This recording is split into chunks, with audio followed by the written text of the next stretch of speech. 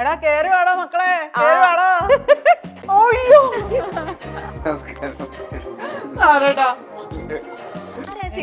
Surprise ആയിട്ട് വന്നിരിക്കണേന്ന്. ഇത് എന്റെ ബ്രദറാണ്, ചേട്ടനാണ്, എന്റെ ഹസ്ബൻഡ് ചേട്ടനാണ്. ശ്രീരേഖ ഞങ്ങളുടെ ഫാമിലിയിലേക്ക് വരുമ്പോൾ തന്നെ എല്ലാവരും എക്സൈറ്റഡ് ആയിരുന്നു. കാരണം അത്രയും ടാലന്റഡ് ആണ് ശ്രീരേഖ. കാരണം വെച്ചാൽ ഭയങ്കര പ്ലസന്റ് ആണ് ആള്. എപ്പോഴും എല്ലാവരോടും സംസാരിക്കുമ്പോൾ ഭയങ്കര പോസിറ്റീവ് എനർജിയാണ്. പക്ഷെ ശ്രീരേഖയുടെ കാര്യത്തിൽ എനിക്ക് ഭയങ്കര അടിപൊളിയായിരുന്നു എന്ന് എനിക്ക് തുടക്കത്തിൽ പറയാൻ തോന്നുന്നില്ല. ഇല്ല, ഞാൻ അടിപൊളി അല്ലായിരുന്നു കേട്ടോ. നല്ല ആക്ട്രസ് ആണ്. പക്ഷെ അവിടെ നിൽക്കുമ്പോ എവിടേക്കോ ഈ അഭിനയം ശരിക്കും നമ്മൾ തിരശ്ശീലയിൽ കാണിക്കുന്നത്, അല്ലെങ്കിൽ ക്യാമറയ്ക്ക് മുമ്പിലല്ലേ കാണിക്കുന്നത്. പക്ഷെ അവിടുത്തെ ക്യാമറയ്ക്ക് മുമ്പിൽ അഭിനയമായിരുന്നു വേണ്ടിയിരുന്നു എന്ന് എനിക്ക് തോന്നിയില്ല. അവരൊരു വഴക്കിലേക്ക് വരുമ്പോൾ ആ വഴക്കിടുന്നത് മാത്രമായിരിക്കും അവരവിടെ കാണിക്കുന്നത്. ആ കാണിക്കുമ്പോൾ നമ്മൾക്ക് ഒതുങ്ങി നിൽക്കാം എന്ന് മാത്രമേ ഉള്ളൂ. കാരണം ഇവർ തമ്മിലുള്ള പ്രശ്നം അവർക്ക് ഓൾറെഡി തുടങ്ങിക്കഴിഞ്ഞു. ഇവർക്ക് ആർക്കും കൺഫെഷൻ റൂമിൽ ചെന്നിട്ട് ഇവർ പറഞ്ഞിട്ടുള്ള പല കാര്യങ്ങളും അപ്പം ഞാൻ ഒരു വീഡിയോ കണ്ടില്ല. പക്ഷെ വന്ന വഴിയിൽ എൻ്റെ ഹസ്ബൻഡ് ചോദിച്ചു, നീ എന്താ ഇങ്ങനെ ആക്ട് ചെയ്തെന്ന് എല്ലാവരും പറയും, നീ ഭയങ്കര ആക്ടിങ് ആയിരുന്നു. ശ്രീരേഖ എന്ന വ്യക്തിക്ക് അല്ലെങ്കിൽ മത്സരാർത്ഥിക്ക് ശ്രീരേഖ ചേച്ചിക്ക് എന്ത് തോന്നുന്നു? ആത്മവഞ്ചന ചെയ്തു എന്ന് തോന്നുന്നുണ്ടോ ഇത്ര നല്ലൊരു അവസരം കിട്ടിയിട്ട്? ഇല്ല, അങ്ങനെ തോന്നുന്നില്ല റോഹൻ. കാരണം ഞാൻ ഒരുപാട് പരിമിതികളുള്ള ഒരാളാണ്. അപ്പോൾ ഞാൻ ചിലപ്പോൾ ചില സമയങ്ങളിൽ ഞാൻ ഭയങ്കരമായിട്ട് ക്യാമറ കോൺഷ്യസ് ആയിരുന്നു റോഹൻ. ഒറ്റപ്പെടുത്തലുകൾ തീർച്ചയായിട്ടും ഉണ്ടായിട്ടുണ്ട്. ഒറ്റപ്പെടുത്തലുകൾ, ഈ പറയുന്നത് പോലെയുള്ള ഒറ്റപ്പെടുത്തലുകൾ എൻ്റെ ലൈഫിലും ഉണ്ടായിട്ടുണ്ട്. ഒറ്റപ്പെട്ട് നിൽക്കുന്ന ഒരു സിറ്റുവേഷൻ. ഞാൻ ഒരു ഒറ്റ മോളായിട്ടാണ് വളർന്നത്. അവിടെ തൊട്ടുള്ള ഒറ്റപ്പെടുത്തലുകളുണ്ട്. Harviora the exclusive collection of adenium plants. ഇനി നിങ്ങളുടെ വീടിന്റെ അകത്തളങ്ങളിൽ ഹാർവിയോറ അഡീനിയം പ്ലാന്റ്സ് പുഷ്പിച്ചു നിൽക്കും. വെബ്സൈറ്റ് വഴി ഓർഡർ ചെയ്ത് കഴിഞ്ഞാൽ ഇന്ത്യയിൽ എവിടെയും ഫ്രഷ് ആയി ഞങ്ങൾ അഡീനിയം പ്ലാന്റ് നിങ്ങളുടെ വീട്ടിൽ എത്തിച്ചു തരും. കൂടുതൽ വിവരങ്ങൾക്കായി ഹാർവിയോറ വെബ്സൈറ്റ് സന്ദർശിക്കുക.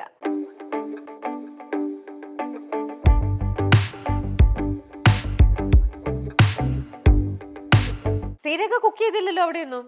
ഞാൻ കുക്ക് ചെയ്ത യമുന ചേച്ചി സൂപ്പർ ആയിട്ട്. അതെ, യമുന ചേച്ചി നമുക്ക് തന്ന ഇന്റർവ്യൂ അത് ശ്രീരേഖ കണ്ടിരുന്നു. അതിനകത്ത് യമുന ചേച്ചി പറയുന്നുണ്ട്, ശ്രീരേഖ കുക്കിങ്ങിന്റെ ഏരിയയിലേക്കേ വന്നിട്ടില്ല, ശ്രീരേഖയ്ക്ക് കുക്കിങ്ങിനെ അറിയില്ല എന്നാണ് യമുന ചേച്ചി പറഞ്ഞത്. എന്നെ കൊന്നാ ഞാൻ വരത്തില്ല, അറിയാൻ വയ്യാഞ്ഞിട്ടല്ല. ഇപ്പം എനിക്ക് മെനക്കെടാൻ വയ്യാഞ്ഞിട്ടാണ്. അതുകൊണ്ടല്ല, അത്യാവശ്യം എനിക്ക് കുക്കിംഗ് അറിയാം. നമ്മള് കുക്ക് ചെയ്ത് കഴിഞ്ഞാൽ നമ്മുടെ വീട്ടിലൊക്കെ ആണെങ്കിൽ ഇച്ചിരി കുറവുകളുണ്ടെങ്കിൽ അവർ സഹിക്കും.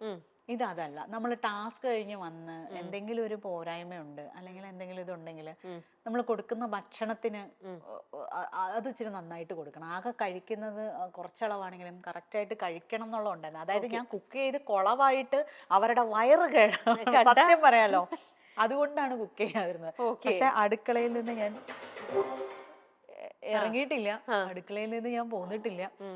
എന്നെ കൊണ്ട് എങ്ങനെ പട്ടി കുരയ്ക്കുന്നത്, മറ്റേ ഉറങ്ങുമ്പോ കുരയ്ക്കുന്ന പട്ടിയല്ലല്ലോ അല്ലേ? അപ്പൊ കുക്കിംഗ്, പാത്രം കഴുകാൻ അത് തന്നെ ഉണ്ടായിരുന്നു. നമ്മൾ മറ്റേ അതും സിനിമയുടെ കാര്യം തന്നെ ബന്ധപ്പെടുത്തി പറയാം. പഞ്ചാബി ഹൗസിൽ രമണനോട് ചോദിക്കത്തില്ലേ, രമണ നിനക്ക് മറ്റേ ഡ്രസ്സ് ഇത് ചെയ്യാൻ അറിയോ? അയ്യോ എനിക്ക് അറിയില്ല എന്ന് പറഞ്ഞിട്ട് അവനെ കൊണ്ട് വാശിപ്പിക്കില്ല. അത് തന്നെയായിരുന്നു എന്റെ അവസ്ഥ. ശ്രീരേഖ കുക്കിംഗ് അറിയാം, അയ്യോ എനിക്ക് കുക്കിംഗ് അറിയത്തില്ല, എന്നാ നീ പാത്രം കഴിക്കുമോ എന്ന് പറഞ്ഞാൽ അവിടെ ഉള്ള ഒരു ലോഡ് പാത്രം കൊണ്ടുവന്ന് അവിടെ ഇട്ടു. പിന്നെ ഞാൻ അതിന്റെ ഇടയിൽ നിന്ന് തേച്ച് കഴിയായിരുന്നു. അവിടെ നിന്ന് പഠിച്ചു. ഓക്കെ, നീ അതും കൂടെ കഴിച്ചേ, നമുക്ക് അടുത്ത കലാപരിപാടിയിലേക്ക് നീങ്ങാം. അത് കൂടെ കഴിച്ചോളൂ. അത് കുറച്ച് കഴിഞ്ഞു മതിയോ? പറഞ്ഞോ? സത്യം പറയാലോ, അളവ് കുറവായതുകൊണ്ട് ഇപ്പൊ സെറ്റാ. ഒരു 2 സ്പൂൺ ബിരിയാണി ഒക്കെ കിട്ടിക്കഴിഞ്ഞ ഒരു ദിവസം നിൽക്കാം. ഇവിടെ നമ്മുടെ ഈ ലൈഫ് ഈസ് ബ്യൂട്ടിഫുൾ എന്ന് പറഞ്ഞ ഈ ഷോയില് ഇടയ്ക്കിടയ്ക്ക് ഇങ്ങനത്തെ ഓരോ മ്യൂസിക് കേട്ടിട്ടേ നമുക്ക് ഓരോ ഇടയ്ക്ക് ഇങ്ങനെ നമ്മൾ സംസാരിച്ചിരിക്കുമ്പോൾ മ്യൂസിക് വരും. ആ മ്യൂസിക് വന്നാൽ അതിനർത്ഥം നമുക്കൊരു സർപ്രൈസ് സംഭവം അവിടെ വരുന്നുണ്ട് എന്നാണ്. അത് ചിലപ്പോൾ ഈ വീഡിയോയിലൂടെ ആയിരിക്കാം, ചിലപ്പോൾ അശരീരി പോലെ ഓഡിയോ ആയിട്ടായിരിക്കാം, ചിലപ്പോൾ നേരിട്ട് ആരെങ്കിലും ആയിരിക്കാം. അങ്ങനെ എന്തെങ്കിലും ഒരു നല്ലൊരു സർപ്രൈസ് സംഭവങ്ങളായിരിക്കും അവിടെ വരുന്നുണ്ടാവുക. അപ്പൊ ഇപ്പൊ അവരോട് മ്യൂസിക് ഇടുമ്പോൾ ഇപ്പൊ അവിടെ ഒരു എന്താ പറയാ, ശ്രീരേഖയ്ക്ക് സർപ്രൈസ് തരാനായിട്ട് ഒരാൾ ഇവിടെ റെഡി ആയിട്ട് വന്ന് നിൽക്കുന്നുണ്ട്. പക്ഷെ ശ്രീരേഖ കേറി വാട മക്കളെ എന്ന് പറഞ്ഞാലേ അവര് വരുള്ളൂ. കേറി വാട മക്കളെ എന്ന് പറഞ്ഞാൽ ഇപ്പോൾ സർപ്രൈസ് വിത്ത് മ്യൂസിക് നമുക്ക് കേൾക്കാം. ആ പറഞ്ഞോ, നമുക്ക് നോക്കാലോ ആരാ വരാൻ പോണേന്ന്. എടാ കേറി വാടാ മക്കളെ, കേറി വാടാ.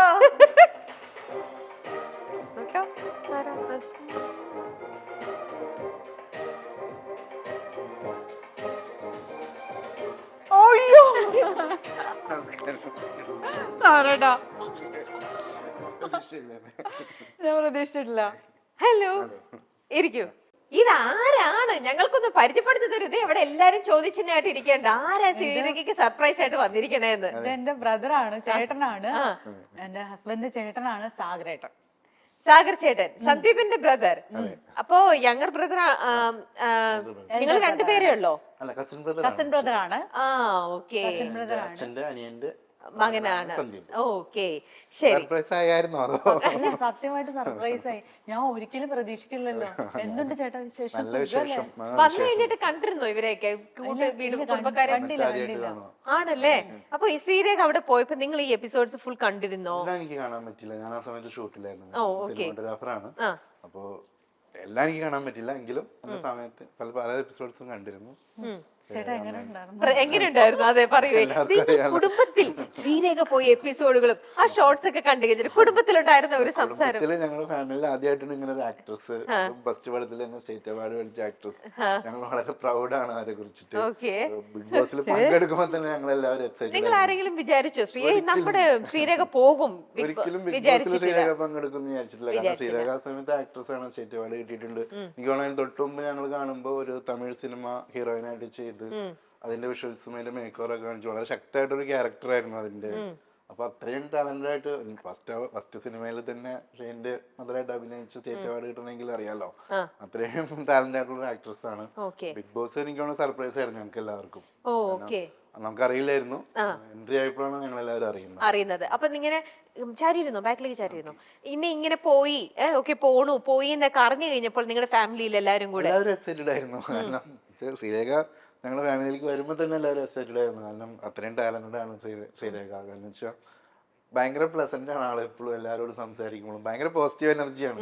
അദ്ദേഹത്തെ കാണുമ്പോൾ ഒരു 5 മിനിറ്റ് സംസാരിക്കുമ്പോഴൊക്കെ ആണല്ലേ? ചേട്ടാ എന്തുകൊണ്ട് എന്നോട് നേരത്തെ പറഞ്ഞില്ല? ഞങ്ങള് ഒരു മാരേജിന് ഞങ്ങൾ ആദ്യമായിട്ട് കാണണം അല്ലെ, ടെറ്റാനിക്കര അമ്പലത്തിൽ വെച്ചിട്ട്. പിന്നെ ആകെ ഞങ്ങള് പേഴ്സണലായിട്ട് ഒരു 8-10 തവണയൊക്കെ കണ്ടിട്ടുണ്ടാവുള്ളൂ. എല്ലാവരും തിരക്കുള്ള ആൾക്കാരായതുകൊണ്ട്, എല്ലാവരും അവിടെ ഇവിടെയൊക്കെ ആയതുകൊണ്ട്. ഓക്കെ. അപ്പം സന്ദീപിന്റെ ബ്രദറും ഇവരെല്ലാരും സിനിമാ മേഖലയായിട്ട് ഏതെങ്കിലും ഒരു തരത്തിൽ ബന്ധപ്പെട്ട് നിൽക്കുന്ന ആൾക്കാരാണ്. കറക്റ്റ് അതേ ഒരു ഫാമിലിയിലേക്ക് തന്നെയാണ് ശ്രീരേഖ വന്നത്. ശ്രീരേഖയുടെ ഇപ്പൊ തൊട്ട് മുമ്പ് നമ്മൾ സംസാരിച്ചുകൊണ്ടിരുന്നത്, ചേട്ടൻ സംസാരിച്ചത് തന്നെ വെയിൽ എന്ന മൂവിയിൽ നല്ലൊരു അവാർഡ് കിട്ടിയതിനെ കുറിച്ചാണ്. അപ്പൊ അതിനകത്ത് ഷെയ്ന്റെ ഒരു ഇവന്റ് നമ്മുടെ കമ്പനി മൈൽ സ്റ്റോൺ തന്നെ ഇവിടെ ഒരു ഇവന്റ് നടത്തിയിരുന്നു. അന്ന് നമ്മൾ ഇതേപോലെ ആക്ടേഴ്സിന്റെ ആർട്ടിസ്റ്റുകൾ വരുമ്പോൾ അവർക്ക് സർപ്രൈസസ് കൊടുക്കും. ഇപ്പൊ ലൈക്ക് ചേട്ടൻ എങ്ങനെയാണോ ശ്രീരേഖയ്ക്ക് സർപ്രൈസ് തന്നത്, അതേപോലെ അന്ന് ഷെയ്നിനെ നമ്മൾ ഇത് ചെയ്തപ്പോ അന്ന് അവിടെ സർപ്രൈസ് ആയിട്ട് ശ്രീരേഖ അവിടെ എത്തി. അത് ഭയങ്കര നല്ലൊരു ഹാപ്പി മൊമെന്റ് ആയിരുന്നു. നമുക്ക് അതിന്റെ ഒരു വിഷ്വൽ വീഡിയോയിലൊന്ന് കാണാം.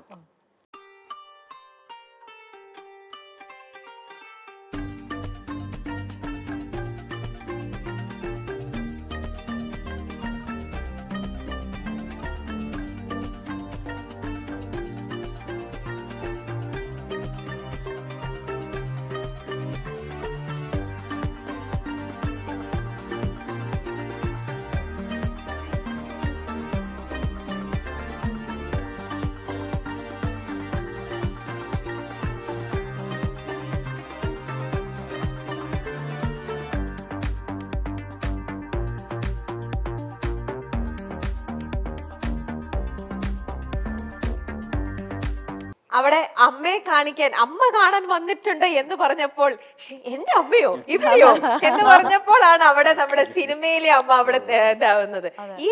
ഈ വീഡിയോ നമ്മളിത് റിലീസ് ചെയ്യണത് ശ്രീരേഖ അന്നേരം അവിടെ ഇരിക്കുകയാണ്, ആ ഹൗസിൽ ഇരിക്കുമ്പോഴാണ് നമ്മള് ഇത് ഇവിടെ റിലീസ് ചെയ്തത്. ഇത് ഇപ്പോഴാണോ കാണുന്നത്? ഞാൻ ഇപ്പോഴാ കാണുന്നത്. ഞാൻ കണ്ടിട്ടില്ല. ഓക്കെ, ഞങ്ങൾ ഇതിപ്പോ അവിടെ ആയിരിക്കുന്ന സമയത്താണ് നമ്മൾ ഇതിട്ട്. നല്ലൊരു ബ്യൂട്ടിഫുൾ ആയിട്ടുള്ള ഒരു ഇതിന് മില്യൺസ് വ്യൂസ് ആണ് വന്നിരിക്കുന്നത്. ഒരുപാട് ആൾക്കാർ കണ്ടു. എത്ര മില്യൺ ആയിരിക്കും വന്നിരിക്കുന്നത്? 1-2 മില്യൺ? 4 മില്യൺ ആണ്. എന്റെ അമ്മേ, നോക്കിക്കേ, അത്ര വ്യൂസ് ആണ് വന്നിരിക്കുന്നത്. അപ്പൊ അന്നേരം എല്ലാരും ചോദിച്ചിരിക്കുന്ന കമന്റ് എന്താണെന്നറിയോ? ഇത് നമ്മൾ ആ സമയത്ത് റിലീസ് ചെയ്തപ്പോഴേ അപ്പൊ എല്ലാരും ഉടനെ ചോദിച്ചു ശ്രീരേഖ ബിഗ് ബോസിൽ പോയി എന്നുള്ള കാര്യം നമ്മുടെ പബ്ലിക്കിന് അറിയാം.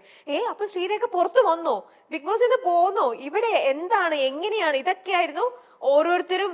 എല്ലാവർക്കും പെട്ടെന്ന് കാണുമ്പോഴേ ഇത് നേരത്തെ ഷൂട്ട് ചെയ്താണെന്നൊന്നും പെട്ടെന്ന് വിചാരിക്കില്ലല്ലോ. അപ്പൊ അങ്ങനെ കുറെ ചോദ്യങ്ങളൊക്കെ ആൾക്കാർക്ക് ഉണ്ടായിരുന്നു. ശ്രീരേഖയുടെ ശരിക്കും പ്ലസും മൈനസും അല്ലെങ്കിൽ പോസിറ്റീവ് നെഗറ്റീവ് എന്ന് പറയുന്നത് ആദ്യം ഞാൻ ചേട്ടൻ്റെ അടുത്ത് ചോദിക്കട്ടെ. നിങ്ങൾ ഈ ഒരു ഫാമിലിയിലേക്ക് വന്നു കയറിയ ഒരു കുട്ടി എന്നുള്ള രീതിയിൽ ഏറ്റവും നിങ്ങളുടെ ഫാമിലിയിൽ എല്ലാവരും ഒന്നടങ്കം പറയുന്ന ശ്രീരേഖയുടെ എന്ത് ക്വാളിറ്റി ആയിരിക്കും? ശ്രീദേവി എല്ലാവരോടും ആ, ശ്രീ. ശ്രീരേഖ ശ്രീദേവി ആരാ ചേട്ടാ? ആ,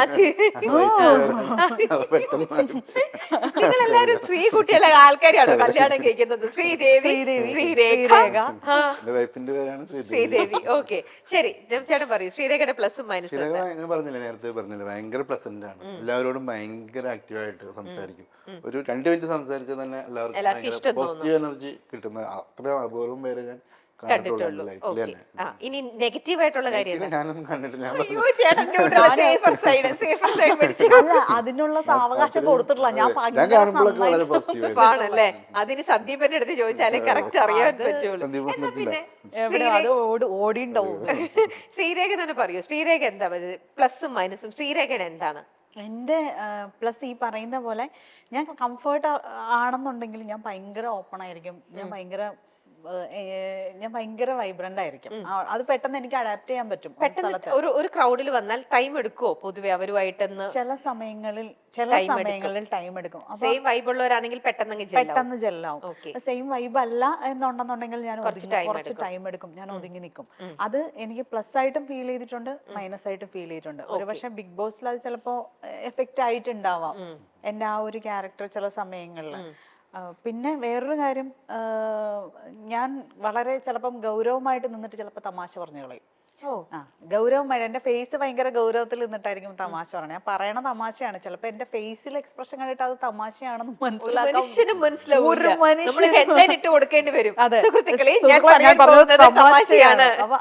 അങ്ങനെ ഒരു പ്രശ്നം എനിക്കുണ്ട്. അപ്പോൾ അങ്ങനത്തെ ഒരു എക്സ്പ്രഷനോട് തമാശ പറയുമ്പോൾ എല്ലാരും ചിരിക്കാതെ ഒരു മനസ്സിലാവില്ല. ഇങ്ങനെ നോക്കിയേക്കും, അതെന്താ ഇങ്ങനെ എന്തായിരിക്കും, അപ്പൊ സീരിയസ് ആണോ തമാശയാണോ? പക്ഷെ സത്യത്തിൽ ഞാൻ ഇതൊക്കെ കഴിഞ്ഞിട്ട് ഞാൻ അവസാനം ഞാൻ പറഞ്ഞ തമാശയാണെന്ന് പറയും. പക്ഷെ അത് വരുന്നുണ്ടാവില്ല. ആദ്യം തന്നെ ഞങ്ങൾ സീരിയസ് ആയിട്ട് ഇങ്ങനെ നിന്നിട്ട് ഞാൻ പറഞ്ഞതായിരിക്കും വരുന്നത്. അപ്പൊ അതെന്റെ ഒരു മൈനസ് പോയിന്റ് ആണ്. ഈ പ്രേമലൂനകത്ത് ജസ്റ്റ് കിഡിങ് പറയുന്ന പോലെ പറഞ്ഞു കഴിഞ്ഞിട്ട് JK എന്ന് പറയുമ്പോഴായിരിക്കും ആൾക്കാർക്ക് ഞാൻ പറഞ്ഞു കഴിഞ്ഞ് കുറെ കഴിഞ്ഞിട്ടായിരിക്കും ഞാൻ പറഞ്ഞത് JK ആയിരുന്നു കേട്ടോ. അത് ആർക്കും മനസ്സിലാവില്ല. അപ്പൊ ആ സ്വഭാവം മാറ്റാൻ ഇതുവരെ നോക്കുന്നില്ലേ? ഇല്ല, അത് ബിഗ് ബോസിൽ എത്തിയപ്പോ എനിക്ക് കറക്റ്റ് ആയിട്ട് മനസ്സിലായി. ഏക്കുന്നില്ല. അതുകൊണ്ട് ഞാൻ ആദ്യമേ ഞാൻ JK പറയാൻ പോവാട്ടോ അന്ന് പറഞ്ഞിട്ട് അങ്ങ് പറയാം. അത് മാറ്റും, അത് പെട്ടെന്ന് മാറ്റണം. അത് രണ്ടുമാണ് എനിക്ക് മനസ്സിലായത്. ഇത് രണ്ടും മതിയല്ലോ നമ്മളെ കാര്യങ്ങളെല്ലാം ശരി. ഇനി പിന്നെ ചേട്ടൻ എടുത്ത് ചോദിക്കട്ടെ. ചേട്ടൻ ബൈ പ്രൊഫഷൻ ഒരു സിനിമാറ്റോഗ്രാഫർ ആണ്. ഒരുപാട് വർക്ക് ഇതിനകം തന്നെ ചെയ്തിട്ടുണ്ട്. അപ്പൊ ഫാമിലിയിൽ സ്റ്റേറ്റ് അവാർഡ് കിട്ടി എന്ന് പറഞ്ഞാൽ നിസ്സാരമായിട്ടുള്ള ഒരു നല്ല ചെയ്ത ഫസ്റ്റ് മൂവിയിൽ തന്നെ ആ അഭിനയ മികവിന് അവിടെ അവാർഡ് കിട്ടിയിരിക്കുകയാണ്. അപ്പൊ ചേട്ടൻ എന്തെങ്കിലും ചേട്ടന്റെ ക്യാമറ കണ്ണുകളിലൂടെ ഈ ഒരു ആക്ട്രസിനെ, അവിടെ നിങ്ങളുടെ റിലേഷൻഷിപ്പ് അല്ല, ഇങ്ങനെ ഒരു നടി, അങ്ങനെ ഒരു ഇത് വർക്ക് ഒരുമിച്ച് ചെയ്യണം, അങ്ങനെ എന്തെങ്കിലും നിങ്ങളുടെ ഇടയിൽ അങ്ങനെ ഒരു സംസാരം ഉണ്ടായിട്ടുണ്ടോ? ഞങ്ങള് സന്ദീപായിട്ടൊക്കെ സംസാരിച്ചിട്ടുണ്ട്. പ്രൊഡ്യൂസ് ചെയ്യാൻ സന്ദീപ് ഉണ്ടല്ലോ, പൈസ ഇറക്കാൻ. നിങ്ങൾ അങ്ങ് വർക്ക് ചെയ്താൽ മതിയല്ലോ അല്ലേ? അങ്ങനെ ഒരു പ്രോജക്റ്റിൽ ഒരുമിച്ച് പ്ലാൻ ചെയ്യാനുള്ള ഒരു ആഗ്രഹം ഉണ്ടായിരുന്നു. അടുത്ത സ്റ്റേജിലേക്കൊന്നും എത്തിയില്ല. കാരണം പിന്നീട് ഒരു ഇങ്ങനെ പോയി. ഇനി നമുക്ക് പ്ലാൻ ചെയ്യാൻ അതെ പ്ലാൻ ചെയ്യണമെന്ന് ഇങ്ങനെ എല്ലാ തവണ കാണുമ്പോഴും പറയും. പിന്നെ അതിനൊക്കെ സമയമുണ്ട്, സമയമാകുമ്പോൾ എല്ലാം നടക്കും. എന്തായാലും പ്രൊഡ്യൂസറും ആക്ടറും ഫുൾ ടൈം അവിടെ ഓൺ ആയിട്ടുണ്ട്. അപ്പൊ നിങ്ങളുടെ ടെക്നീഷ്യൻസിന്റെ ഒരു സപ്പോർട്ടും കൂടെ കിട്ടിയാൽ മതി. അപ്പൊ എന്തായാലും നമ്മൾ ഇവിടുന്ന് വിളിച്ചപ്പോ ഇങ്ങനെ ഒരു സർപ്രൈസ് കൊടുക്കാനായിട്ടാണെങ്കിലും ചേട്ടൻ എത്തി. ഒരുപാട് സന്തോഷമുണ്ട്. ഒരിക്കലും പ്രതീക്ഷയില്ല ഇങ്ങനെ ഒരു കാര്യത്തിലേക്ക് വിളിക്കുമെന്ന് അറിയില്ലായിരുന്നു. പിന്നെ വിളിക്കുമ്പോൾ തന്നെ ഞാൻ ഇങ്ങനെ ഒരു പ്രോഗ്രാമിന് നേരത്തെ പങ്കെടുത്തിട്ടില്ല. ഒരുപാട് സ്റ്റേജ് ഫിയർ ഒക്കെ ഉള്ള ആളാണ്.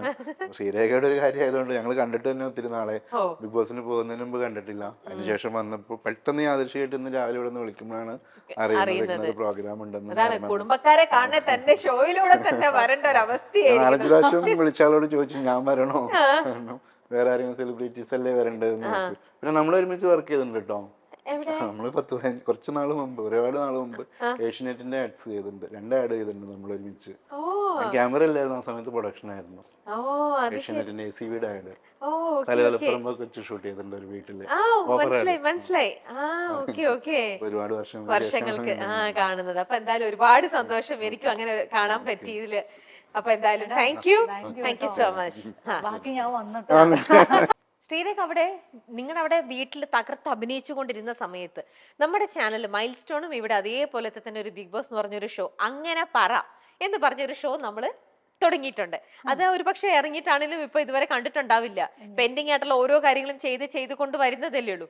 സാരല്ലേ, കാണാത്ത കുട്ടിയെ ഞാനിപ്പോ കാണിച്ചു തരാം. ആ വീഡിയോകളിലേക്ക് നോക്കിയോ.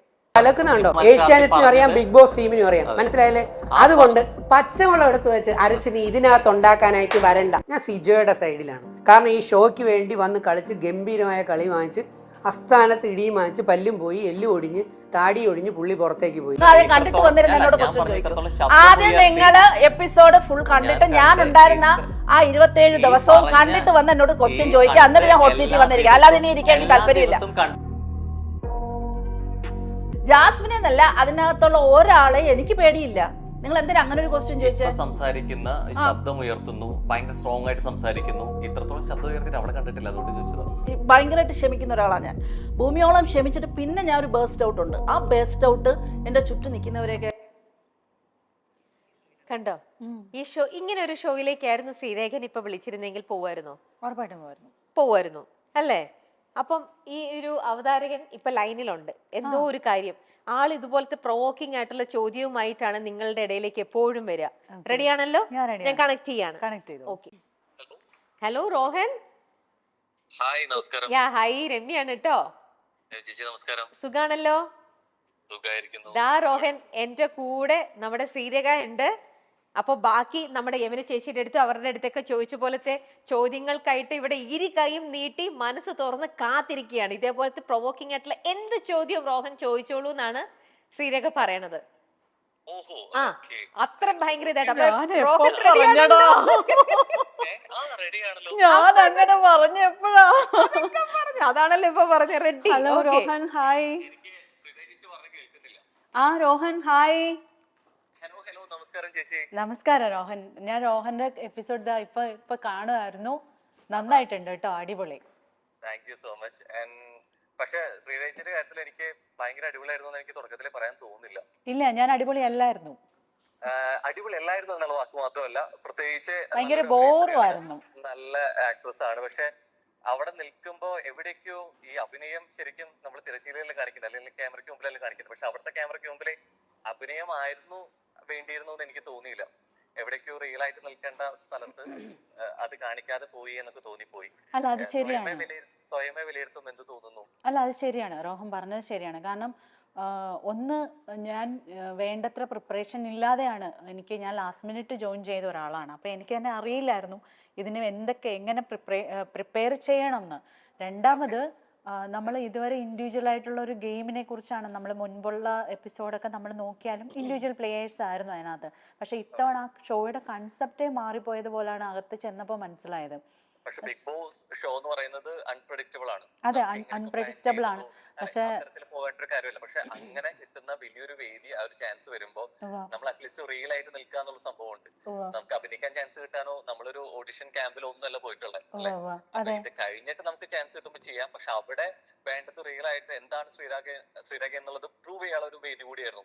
അപ്പൊ അവിടെ മികച്ച അഭിനയത്തിൽ എന്നുള്ളത് തെളിയിക്കാൻ വേണ്ടിയിട്ടില്ല പോലും. പലപ്പോഴും പുറത്തിറങ്ങിയിട്ടുള്ള സഹമത്സരാർത്ഥികളോട് എനിക്ക് ഇന്റർവ്യൂ ചെയ്യാൻ പറ്റിയിട്ടുണ്ട്. അപ്പൊ പലപ്പോഴും ശ്രീരേഖ എന്ന വ്യക്തിയെ കുറിച്ച് ചോദിക്കുമ്പോൾ അവർക്ക് പറയാനുള്ളത് മികച്ച അഭിനേത്രി എന്ന നിലയിൽ ഓക്കെയാണ്, പക്ഷെ ഒരു ബിഗ് ബോസ് കണ്ടസ്റ്റന്റ് എന്നുള്ള രീതിയിൽ ഒരു രീതിയിലും ഉൾക്കൊള്ളാൻ പറ്റുന്നില്ല എന്ന് പറയുന്നത്. ഞാൻ എന്റെ ചോദ്യം അവരുടെ അഭിപ്രായങ്ങളോടൊന്നുമല്ല. ശ്രീരേഖ എന്ന വ്യക്തിക്ക് അല്ലെങ്കിൽ മത്സരാർത്ഥിക്ക് ശ്രീരേഖ ചേച്ചിക്ക് എന്ത് തോന്നുന്നു? ആത്മവഞ്ചന ചെയ്തു എന്ന് തോന്നുന്നുണ്ടോ ഇത്രയും നല്ലൊരു അവസരം കിട്ടിയിട്ട്? ഇല്ല, അങ്ങനെ തോന്നുന്നില്ല രോഹൻ. കാരണം ഞാൻ ഒരുപാട് പരിമിതികളുള്ള ഒരാളാണ്. അപ്പോൾ ഞാൻ ചിലപ്പോൾ ചില സമയങ്ങളിൽ ഞാൻ ഭയങ്കരമായിട്ട് ക്യാമറ കോൺഷ്യസ് ആയിരുന്നു രോഹൻ. ക്യാമറ ഉണ്ട്, അപ്പോൾ അവിടെ ഞാൻ ക്യാമറ ഉള്ളത് കൊണ്ട് തന്നെ ഇപ്പോൾ എൻ്റെ ഡ്രസ്സിങ്ങിൻ്റെ കാര്യത്തിലായാലും, അല്ലെങ്കിൽ ഒരു വഴക്ക് വരുമ്പോൾ ഞാൻ എങ്ങനെ നിൽക്കണം, അല്ലെങ്കിൽ ഏത് നിലപാടെടുക്കണം, പിന്നെ ആ വഴക്കിനെ കുറിച്ച് കൂടുതൽ അറിയാതെ അതിൻ്റെ ശരിക്കുള്ള റീസൺ അറിയാതെ അതിലേക്ക് ഇൻ്റർഫിയർ ചെയ്യണമെന്ന് എനിക്ക് തോന്നിയിട്ടില്ല. ഞാൻ എൻ്റെ റിയൽ ലൈഫിലും ഞാൻ അങ്ങനെ ചെയ്യുന്ന ഒരാളാണ്. നമുക്കൊരു എവിടേക്കോ അങ്ങനെ ഇടപെടൽ നടക്കാതിരിക്കുന്നത് ഒരു സേഫ് ഗെയിമിന്റെ ഭാഗം കൂടിയല്ലേ? അങ്ങനെയും തോന്നുന്നില്ല. ഞാൻ സേഫ് ഗെയിം എടുത്തിട്ടില്ല. പക്ഷെ അങ്ങനെ തോന്നിയിട്ടുണ്ടെങ്കിൽ ഇനിയുള്ള എന്തെങ്കിലും എൻ്റെ മുൻപോട്ടുള്ള ജീവിതത്തിൽ ഞാൻ അങ്ങനെ ഒരു മാറ്റം വന്നാൽ ഞാനത് സ്വീകരിക്കാനും തയ്യാറാണ്. ഉണ്ട് എങ്കിലും ഒരു റീ എൻട്രി സംഭവിക്കുകയാണെന്നുണ്ടെങ്കിൽ ഇപ്പൊ ചെയ്തുകൊണ്ടിരുന്ന സ്ട്രാറ്റജി പൂർണ്ണമായിട്ടും ശ്രീരേഖ എന്ന വ്യക്തി മാറ്റും എന്നല്ല പറഞ്ഞു വരുന്നത്. സ്ട്രാറ്റജി ഞാൻ സത്യം പറഞ്ഞു കഴിഞ്ഞാൽ ഞാൻ ഇത് പറയുന്ന പോലെ ഞാനിങ്ങനെ ഈ കണ്ണു തള്ളി നിൽക്കുമായിരുന്നു. കാരണം എല്ലാം നല്ല പ്ലേയേഴ്സാണ് രോഹൻ അവിടെ ഉണ്ടായിരുന്നത്. രോഹന് തന്നെ അറിയാം, എല്ലാവരും ഭയങ്കരമായിട്ട് ഗെയിമിൽ ഇൻവോൾവ് ആയിരുന്നു. ഞാൻ അത്രയും അത്രയും പ്രിപ്പയർഡ് അല്ലായിരുന്നു. പക്ഷേ അവിടെ ചെന്ന് കഴിഞ്ഞപ്പോൾ ഉള്ള ഒരു ഓളം ഉണ്ടല്ലോ, ഇത്രയും ആളുകൾ മുമ്പോട്ട് പോകുമ്പോൾ എനിക്കും സ്ട്രഗിൾ ചെയ്ത് പോകണം എന്നുള്ളൊരു ആഗ്രഹം ഉണ്ടായിരുന്നു. പക്ഷെ അതെങ്ങനെ, എവിടെ നിന്ന് എന്നുള്ളൊരു സംശയം എപ്പോഴും ഉണ്ടായിരുന്നു. പിന്നെ ഞാൻ ഈ പറയുന്ന പോലെ നമുക്കൊരു കംഫർട്ട് സോൺ അവിടെ ഉണ്ടാവുമല്ലോ, ആർക്കായാലും ഒരു കംഫർട്ട് സോൺ അവിടെ ഉണ്ടാവും. ഈ കംഫർട്ട് സോൺ കണ്ടെത്തുന്നതിൽ ഞാൻ പരാജയപ്പെട്ടു എന്ന് വേണം പറയാനായിട്ട്. കാരണം എല്ലാവരുമായിട്ട് എനിക്കൊരു റാപ്പോ ഉണ്ടായി, പക്ഷെ ഒരു കംഫർട്ട് സോൺ അല്ലെങ്കിൽ ഒരു കംഫർട്ട് സ്പേസ് എനിക്ക് ഉണ്ടായില്ല. കാരണം ഈ കംഫർട്ട് സ്പേസ് അവിടെ ക്രിയേറ്റ് ചെയ്യാൻ പറ്റും അല്ലെങ്കിൽ ഉണ്ടാവും എന്നുള്ള ഒരു എക്സ്പെക്ടേഷൻ തന്നെയാണ് എനിക്ക് തോന്നുന്നു ചേച്ചി കിട്ടിയ പറ്റി ഏറ്റവും വലിയ പണിപാടി. എനിക്ക് പണി വാളിയത് അവിടെ തന്നെയാണ്. രോഹൻ പറഞ്ഞത് കറക്റ്റാണ്, എനിക്ക് അവിടെ തന്നെയാണ് പണി വാളിയത്. അപ്പോൾ ഞാൻ അവിടെ പിന്നെ എന്ത് ചെയ്യണം എന്നുള്ളൊരു പകച്ചു പോയി നിൽക്കുന്ന എൻ്റെ ബാല്യം എന്നൊക്കെ പറയുന്ന പോലെ ആയിരുന്നു. പിന്നെ ഞാൻ മാറി തിരിച്ചറിയുമ്പോഴേക്കും പുറത്തായി പോയ അങ്ങനെയാണോ ഫീൽ ചെയ്യുന്നത്? അങ്ങനെ ചില സമയത്ത് എനിക്ക് സങ്കടം തോന്നിയിട്ടുണ്ട്, കുറച്ചുകൂടെ ബെറ്റർ ആക്കായിരുന്നു. പക്ഷെ ഞാൻ അവിടെ എൻ്റെതായിട്ടുള്ള ഒരു സ്പേസ് എപ്പോഴെങ്കിലും ഒക്കെ ഉണ്ടാക്കി എന്ന് മാത്രമാണ് എനിക്ക് ഒരു സമാധാനം ഉള്ളത്. ഇനി ഒരു ബിഗ് ബോസ്, ഒരു അൾട്ടിമേറ്റ് വന്നാൽ നമ്മൾ പുതിയ സ്ട്രാറ്റജീസുമായിട്ട് പോകുന്നതായിരിക്കും, പൊളിക്കുന്നതായിരിക്കും.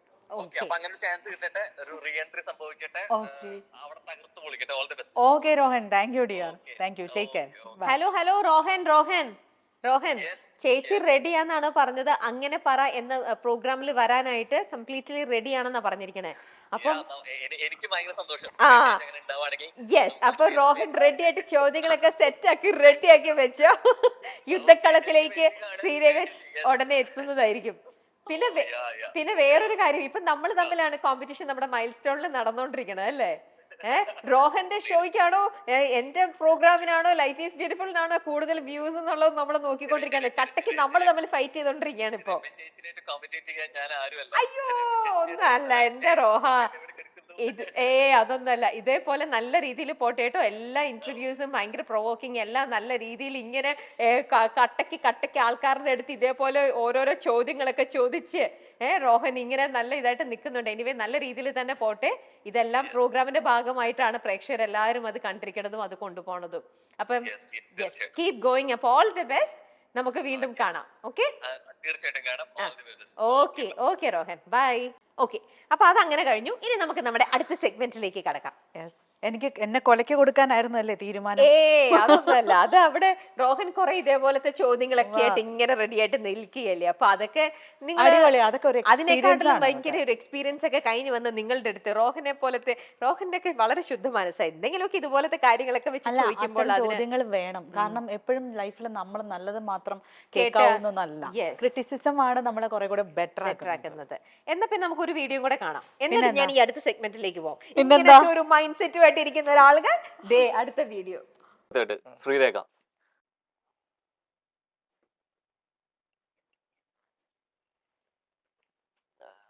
Good actress. ഈ ഗുഡ് ആക്ട്രസ് പറയുമ്പോൾ രണ്ട് തരം ഉണ്ട്. അവിടെ നല്ല അഭിനേത്രി ആവണു എന്നുള്ളതാണോ? നല്ല അഭിനേത്രിയാണ് അവിടെ അതേ എല്ലാ ആള്. അതായത് ഞാൻ പറയണത് എന്തറിയോ, ചേച്ചി ഗെയിമർ ആണോ എന്ന് ചോദിച്ചു കഴിഞ്ഞാൽ ചേച്ചി ഗെയിമൊക്കെ കളിക്കുന്നുണ്ട്. പക്ഷെ ചേച്ചിക്ക് കൂടുതൽ ഈ ആക്ട് ചെയ്തിട്ട് നടക്കാനാണ് ചേച്ചിക്ക് ഭയങ്കര ഇഷ്ടം. ഇഷ്ടം കൂടുതൽ. അപ്പൊ അതിപ്പോ ഓരോ ഗെയിമും കാര്യങ്ങളൊക്കെ കളിക്കണം. പക്ഷെ ചേച്ചി ഗെയിം കളിക്കുമ്പോഴും അല്ല, അത് ഞാൻ പറയട്ടെ, ചേച്ചി നല്ല ഗെയിമറാ.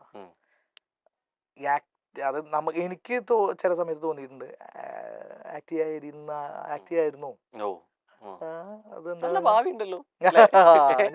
ഞാനിപ്പോ എഴുതിയിട്ടുണ്ട്. കാരണം അത് നല്ല ആക്ടർ കേട്ടോ, അവര് ആക്ടർ. അവിടുത്തെ അഭിനയം ആവശ്യമില്ലായിരുന്നു. നമുക്ക് ഗെയിം കളിക്കുമ്പോ നമുക്ക് നല്ല ആക്ടർ അങ്ങനെയല്ലല്ലോ, നമ്മള് ഗുഡ് ആക്ട്രസ് കിട്ടാൻ വേണ്ടിട്ടല്ല. കണ്ടോ, അതാണ് അവിടെയും പറയുന്നത്. അങ്ങനെ ഞാനിപ്പോ ചോദിക്കാം, ഇപ്പൊ നമ്മൾ സംസാരിച്ചുകൊണ്ടിരുന്നപ്പോഴും അതെ, എല്ലാ സെന്റൻസിലും അല്ലെങ്കിൽ എവിടെയെങ്കിലും ഒക്കെ സിനിമ ഡയലോഗ്സും കോട്ട് ചെയ്യുന്നുണ്ട്. അപ്പോൾ അങ്ങനെ മുഴുവനായിട്ടും സിനിമേനെ സ്വാഹ ചെയ്തുകൊണ്ടിരിക്കുന്നോണ്ടാണോ ശ്രീരേഖ എപ്പോഴും എവിടെ നിന്നാലും അവിടെയൊക്കെ അഭിനയമാണോ? അപ്പൊ റിയൽ ആയിട്ടുള്ള ഒരു ശ്രീരേഖയുടെ ഫേസ് കാണാൻ പറ്റൂലേ നമുക്ക്? അല്ല, ഇപ്പം ഞാൻ ഒരു കാര്യം പറയട്ടെ, നമ്മൾ ഒരു 2.5 മണിക്കൂർ പടം കണ്ടിട്ട് നമ്മളൊരു തിയേറ്ററിൽ നിന്ന് ഇറങ്ങുന്ന ഒരു പ്രേക്ഷകൻ ഒരിക്കലും അവനായിട്ടായിരിക്കില്ല ഇറങ്ങുന്നത്. നമ്മളൊരു ലാൽ സാറിന്റെ പടം കണ്ടിട്ട് ഇറങ്ങിയാൽ അവനെ സ്വാഭാവികമായിട്ട് ആ ക്യാരക്ടർ സ്വാധീനിക്കും. അവൻ ഇന്റർവെല്ലിന്റെ സമയത്ത് ബെല്ലടിച്ചിറങ്ങുമ്പോൾ ഒരു വിജയ് പടത്തിന്റെ ഫാനാണെങ്കിൽ ഉറപ്പായിട്ടും അവൻ ഇങ്ങനെ ഷർട്ട് പൊക്കിയിട്ടിട്ടായിരിക്കും ഇറങ്ങുന്നത്. നമ്മുടെ ജീവിതത്തിൽ 2.5 മണിക്കൂർ പടത്തിന് ഇത്രയും സ്വാധീനിക്കാമെങ്കിൽ ഒരുപാട് സിനിമയെ സ്നേഹിക്കുകയും അല്ലെങ്കിൽ അങ്ങനെ ചെയ്യുന്ന ഒരാളെ സിനിമ സ്വാധീനിക്കാമായിരിക്കാം. പക്ഷെ ഞാൻ അവിടെ ഗെയിം കളിക്കാൻ ഞാൻ നിന്നിട്ടില്ല, ഐ മീൻ അഭിനയിക്കാൻ നിന്നിട്ടില്ല. ഞാൻ കോൺഷ്യസ് ആയിരുന്നു, ഞാൻ ക്യാമറ ഉണ്ട്. കാരണം നമുക്ക് കാണുന്ന അത്രയും അടുത്ത ഒരു 80-90 ക്യാമറകൾ അവിടെ ഇരിപ്പുണ്ട്. ഈ ക്യാമറയെ കണ്ടില്ല എന്ന് വെച്ച് നിൽക്കുന്നതാണ് അഭിനയം എന്നാണ് ഞാൻ കരുതിയത്. ചിലപ്പോൾ ഞാൻ തെറ്റായിരിക്കാം, എനിക്ക് തോന്നിയ തോന്നൽ തെറ്റായിരിക്കാം. ഈ ക്യാമറകൾ അവിടെ ഉണ്ട് എന്നുള്ളത് മറന്ന് അവിടെ നിൽക്കാൻ ഒരാളെ കൊണ്ടും പറ്റില്ല. അതാണ് എനിക്ക് അഭിനയമായി തോന്നിയത്. കാരണം നമ്മൾ അവിടെ ക്യാമറയുണ്ട് അല്ലെങ്കിൽ നമ്മൾ ഒരു ഗെയിമിലാണ് വന്നതെന്നുള്ള ബോധം നമ്മൾ മറന്നു കഴിഞ്ഞാൽ നമ്മൾ എന്ത് പ്രവർത്തിക്കും അല്ലെങ്കിൽ എങ്ങനെ പ്രവർത്തിക്കും നമുക്കറിയില്ല. അത് തെറ്റായിട്ടായിരിക്കാം പോകുന്നത്, ചിലപ്പോൾ ശരിയായിട്ടായിരിക്കാം പോകുന്നത്. നമ്മൾ അവിടെ പോയിരിക്കുന്നത് ഒരു ഷോ ആണ്. It's A show, it's A game show. അപ്പൊ ആ ഗെയിം ഷോയിൽ നമ്മൾ എങ്ങനെ നിൽക്കുന്നു, നമ്മളുടെ പ്രവൃത്തികൾ കൊണ്ട് മറ്റൊരാൾ ഇൻഫ്ലുവൻസ് ആവുന്നുണ്ടോ, നമുക്ക് അവർക്ക് എന്തെങ്കിലും നല്ലൊരു രീതിയിലുള്ളൊരു നമ്മളുടെ സ്വഭാവത്തിൽ ഒരു നല്ല ക്യാരക്ടർ ആയിരിക്കാം, അല്ലെങ്കിൽ നമ്മളുടെ വൃത്തിയായിരിക്കാം, അല്ലെങ്കിൽ നമ്മളുടെ ഡ്രസ്സിങ് സെൻസ് ആയിരിക്കാം, അല്ലെങ്കിൽ നമ്മൾ ഉപയോഗിക്കുന്ന വാക്കുകളായിരിക്കും, അല്ലെങ്കിൽ ഒരു വഴക്കുണ്ടാവുമ്പോൾ നമ്മൾ എടുക്കുന്ന സ്റ്റാൻഡ് ആയിരിക്കാം. ഇതൊക്കെ നമ്മൾ പുറത്തേക്ക് എക്സിബിറ്റ് ചെയ്തുകൊണ്ടിരിക്കുകയാണ്. അത് ക്യാമറ ക്യാപ്ചർ ചെയ്യുമ്പോൾ അതിൽ നമ്മളുടെ നല്ല വെർഷൻ മറ്റുള്ളവർക്ക് കൊടുക്കുക, അല്ലെങ്കിൽ അതിൽ നമ്മളുടെ മോശമായിട്ട് നമുക്ക് തോന്നുന്ന കാര്യങ്ങൾ നമുക്ക് തിരുത്തുക. ഇതാണ് നമുക്ക് അവിടെ ചെയ്യാൻ പറ്റുന്നത്. ഞാൻ അതിനെക്കുറിച്ച് കോൺഷ്യസ് ആയിരുന്നു. ഞാൻ ഇങ്ങനെ എനിക്കൊരു വഴക്കുണ്ടായാൽ ഇപ്പൊ റോഡിൽ 2 പേര് തമ്മിൽ വഴക്കിടുമ്പോൾ മൂന്നാമതൊരാളായിട്ട് നമ്മൾ പോവില്ല. അഥവാ നമ്മൾക്ക് പോവുകയാണെങ്കിൽ അവിടെ നമുക്ക് എത്രയും വേണ്ടപ്പെട്ട 2 പേര് തമ്മിൽ വഴക്കിട്ടാൽ നമുക്ക് ആ റീസൺ അറിയില്ലെങ്കിൽ നമ്മൾ അവിടെ ചെന്ന് വാ തുറന്നാൽ ഭയങ്കര വിഡിത്തമായി പോകും. അതെ, ഇതായിരുന്നു എൻ്റെ ഒരു സ്റ്റാൻഡ്. അത് ഞാനിപ്പോൾ എവിടെയായാലും അതേ സ്വീകരിക്കുള്ളൂ. 2 പേര് വഴക്കിടുകയാണ്, ഹൗസിൽ 2 പേര് വഴക്കിടുകയാണെങ്കിൽ എനിക്ക് വ്യക്തമായ റീസൺ ഇല്ല അതിൽ ജോയിൻ ചെയ്യാൻ എന്നുണ്ടെങ്കിൽ ഞാൻ ജോയിൻ ചെയ്യില്ല. ആ റീസൺ അല്ലെങ്കിൽ അവർ നമ്മളോട് പറയണം. നമ്മൾ കുറച്ച് സമയം ഈ ക്ലിപ്പ് കാണുമ്പോൾ, നമ്മൾ പുറത്തേക്ക് ഓഡിയൻസ് ബിഗ് ബോസിന്റെ ക്ലിപ്പ് കാണുമ്പോൾ കുറച്ച് സമയം കൊണ്ട് നമുക്ക് ഇതിന് മുൻപുള്ള കാരണം എന്തെന്നോ ഇതിന് പിൻപ് എന്ത് സംഭവിക്കുന്നു എന്നോ കാണണം എന്ന് വ്യക്തമില്ല, നിർബന്ധമില്ല. ഇതിന് മുൻപ് 2 ദിവസം മുമ്പ് ചിലപ്പോൾ ഈ പൊട്ടിത്തെറികൾ അവിടെ തുടങ്ങിയിട്ടുണ്ടാവും. ഈ പൊട്ടിത്തെറികളുടെ കാരണങ്ങൾ നിസ്സാരമായിരിക്കാം, നമുക്ക് അറിയാമായിരിക്കാം, ചിലപ്പോൾ നമ്മൾ ഇടപെട്ടിട്ടുണ്ടാവാം, നിങ്ങൾ വഴക്കിലേക്ക് പോകരുതെന്ന് നമ്മൾ ഉപദേശിച്ചിട്ടുണ്ടാവാം. ഇതൊന്നും ചിലപ്പോൾ രജിസ്റ്റർ ആവണമെന്നില്ല. അവരൊരു വഴക്കിലേക്ക് വരുമ്പോൾ ആ വഴക്കിടുന്നത് മാത്രമായിരിക്കും അവരവിടെ കാണിക്കുന്നത്. ആ കാണിക്കുമ്പോൾ നമ്മൾക്ക് ഒതുങ്ങി നിൽക്കാം എന്ന് മാത്രമേ ഉള്ളൂ. കാരണം ഇവര് തമ്മിലുള്ള പ്രശ്നം അവർക്ക് ഓൾറെഡി തുടങ്ങിക്കഴിഞ്ഞു. നമ്മളത് വേണ്ട എന്ന് പറഞ്ഞ ഒരു വിഷയവും വീണ്ടും അവരെടുത്തിടുവാണെങ്കിൽ അവിടെ നമുക്കൊന്നും ചെയ്യാനില്ല. നിങ്ങൾ പിടിച്ച് മാറ് എന്ന് പറയാനേ പറ്റൂ. പക്ഷെ നിലപാട് പറയേണ്ട സമയത്ത് വ്യക്തമായിട്ട് എന്നോട് ഒരാൾ ചോദിക്കുകയാണ്, ഇതിനെക്കുറിച്ച് നിങ്ങളുടെ അഭിപ്രായം എന്താണ് എന്ന് ചോദിക്കുമ്പോൾ വ്യക്തമായി ഞാൻ പറഞ്ഞിട്ടുണ്ട്. കേൾക്കാൻ ആളില്ലാതെ നമ്മൾ നിന്ന് സംസാരിച്ചാൽ ആ നിലപാടിനൊരു വാല്യൂ ഉണ്ടാവില്ല. നമുക്കൊരു സീറ്റ് തന്ന് അവിടെ ഇരുത്തി കഴിഞ്ഞ് അവർ നമ്മളോട് ചോദിച്ചാൽ ആ നിലപാട് കേൾക്കാൻ 10 പേരുണ്ടാവും. ആ നിലപാടിനെ അവർ അക്സെപ്റ്റ് ചെയ്യും. അതേസമയം നമ്മൾ ചുമ്മാ ഒരു കവലയിൽ വന്ന് നിന്ന് നമ്മൾ നിലപാട് പറഞ്ഞാൽ ചോദിച്ചാൽ മാത്രം നമ്മളവിടെ ആൻസർ ചെയ്താൽ മതി എന്നുള്ള ഒരു ഇതല്ലേ. അത് മാത്രമല്ല, നമ്മുടെ നിലപാട് അക്സെപ്റ്റ് ചെയ്യുന്നിടത്ത് നമ്മുടെ നിലപാട് വന്നാൽ അത് ഓക്കെയാണ്. അവിടെ നമ്മുടെ നിലപാടുകൾക്ക് പ്രസക്തി ഉണ്ടാവുന്നതും അപ്പോഴാണ്. അല്ലാതെ നമ്മൾ നിലപാട് പറഞ്ഞിട്ട് ഒരു കാര്യം, അതെ എനിക്ക് നിലപാടുണ്ടെന്ന് പറഞ്ഞിട്ട് ഒരു കാര്യമില്ല. പക്ഷെ ഇപ്പം നമ്മൾ കണ്ട വീഡിയോയിൽ ഉൾപ്പെടെ അതിനകത്ത് അവർ പറയുന്നത് ശ്രീരേഖ നല്ലൊരു ആക്ടർ ആണ് എന്ന് പറഞ്ഞാലും അതിനകത്ത് എന്തൊക്കെയോ ഒരു എന്തോ കുത്തിയിട്ടാണ് അവർ പറയുന്നതെല്ലാം. കാരണം അവിടെ അഭിനയത്തിന്റെ ആവശ്യമില്ല, പിന്നെ എന്തിനാ അവരവിടെ അഭിനയിക്കുന്നു എന്നൊക്കെയാണ് അവരവിടെ സൂചിപ്പിച്ചിരിക്കുന്നത്. ഞാൻ ഇവർക്ക് ആർക്കും കൺഫെഷൻ റൂമിൽ ചെന്നിട്ട് ഇവർ പറഞ്ഞിട്ടുള്ള പല കാര്യങ്ങളും അപ്പൊ ഞാൻ ഒരു വീഡിയോ കണ്ടില്ല. പക്ഷെ വന്ന വഴിയിൽ എന്റെ ഹസ്ബൻഡ് ചോദിച്ചു, നീ എന്താ ഇങ്ങനെ ആക്ട് ചെയ്തെന്ന് എല്ലാരും പറയും, നീ ഭയങ്കര ആക്ടിങ്. അതിനകത്ത് ശ്രീരേഖ ചെയ്ത വേറൊരെണ്ണമുണ്ട് ആക്ടിങ്, അത് ഭയങ്കര വൈറലായിട്ടുണ്ട്, ഇവിടെ എല്ലാവർക്കും ഇഷ്ടപ്പെട്ടിട്ടുണ്ട്. അത് കണ്ടിട്ട് നമുക്ക് അതിനെ കുറിച്ച് സംസാരിക്കാം. കണ്ടിരുന്നോ? ഞാൻ ഇത് കണ്ടു. ആണോ? ഇത് കണ്ടു.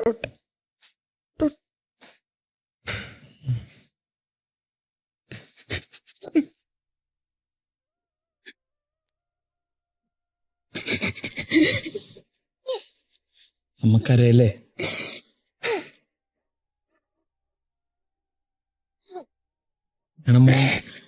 ഇവിടെ ഉണ്ടല്ലോ.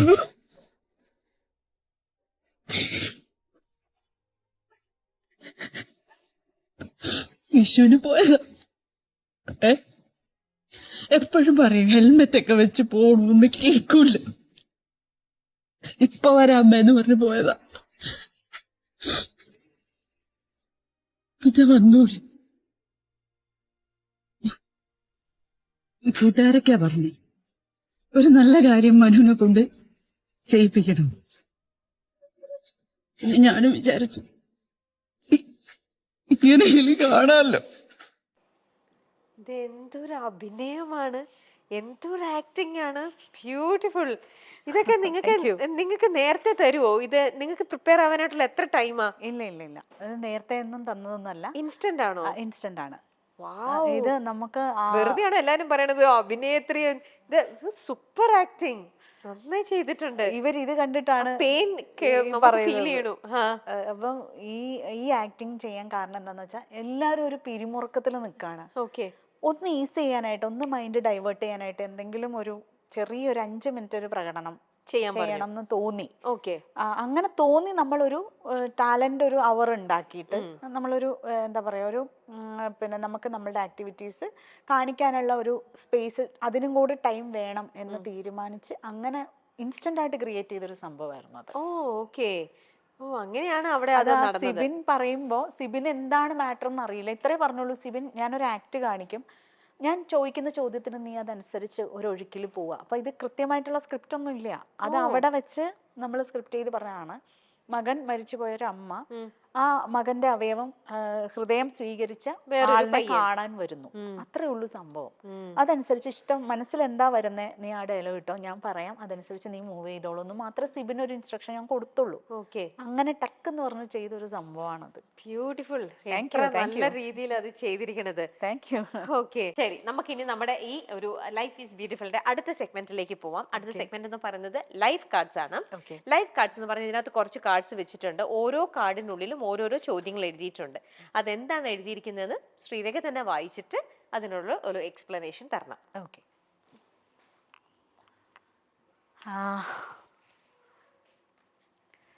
സ്വയം പരിവർത്തനപ്പെടുക. അങ്ങനെ ചെയ്യാറുണ്ടോ? സ്വയം ഇടയ്ക്കിടയ്ക്ക് നമ്മളെ തന്നെ ഒന്ന് റിഫ്രഷ് ചെയ്ത് തീർച്ചയായിട്ടും കൊണ്ടുവരാറുണ്ട്. ചെയ്യാറുണ്ടെന്ന് മാത്രമല്ല, അത് ഇപ്പോ ബിഗ് ബോസ് കഴിഞ്ഞോടുകൂടി ഒരുപാട് പരിവർത്തനത്തിനൊരു സമയമായെന്ന് തോന്നുന്നു. ചില കാര്യങ്ങൾ പഠിച്ചതും ചില കാര്യങ്ങൾ മാറ്റണമെന്ന് പഠിച്ചതും അവിടെ നിന്നാണ്. എന്തൊക്കെയാണ് കാരണങ്ങൾ?